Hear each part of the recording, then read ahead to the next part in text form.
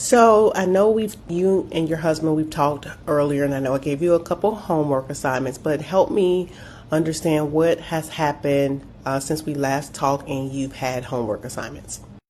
Like at the moment, we have been spending less on things that we don't need. Okay. And we've been trying to put back money, but stuff came up, stuff come up and stuff happens. But we've been paying things off. We paid off like 2 of our loans. Good. But we're done. We paid off 2 of those, and now we only have 2 left, and they're not bad at all.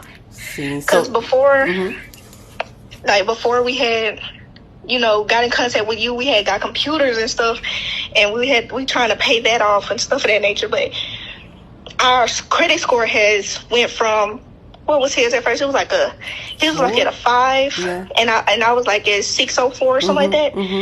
And his has went up to 656, and mine has went up to 644.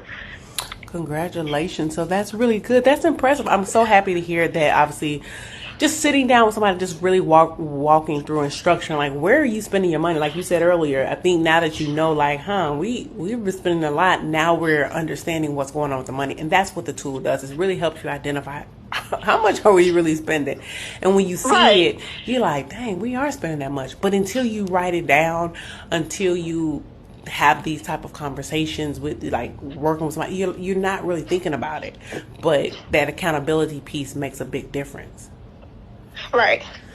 It's because after the conversation that we had with you, we actually did sit down and talk about like how much we spent on food and takeout, and spent on just getting stuff that we didn't really need. And it came out to like a bunch of money, and it was really over how much we was getting in.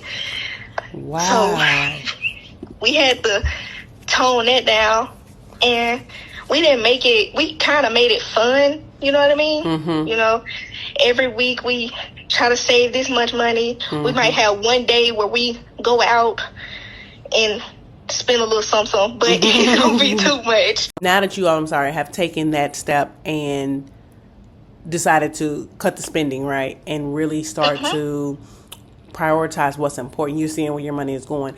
I guess the other thing with that is then now you should be able to see we have a little more money actually, because now we paid off that debt. And so then we can snowball that debt into the two loans that you have left. Is that what you all are doing now? Basically, yes. We've taken all the money that we have left over, and we split it, and we put it into those 2 loans we have left now. And we're almost done, because right now my phone is a loan.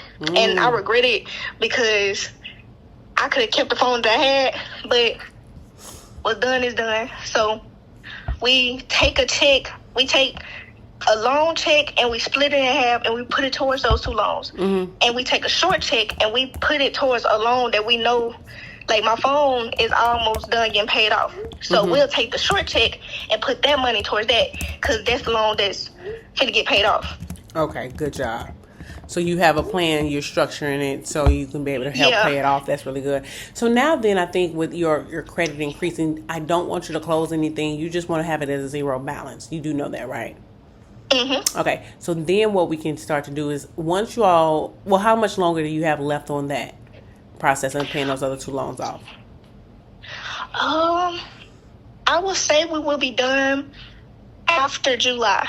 Okay. After July, we'll be done.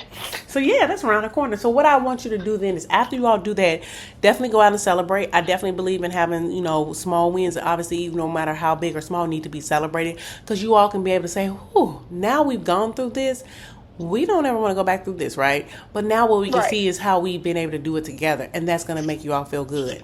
And so definitely go out and celebrate. Not a lot. Don't go splurge and put nothing, just still save your money. But then I want you all to start looking at, I think then that's what the next step is.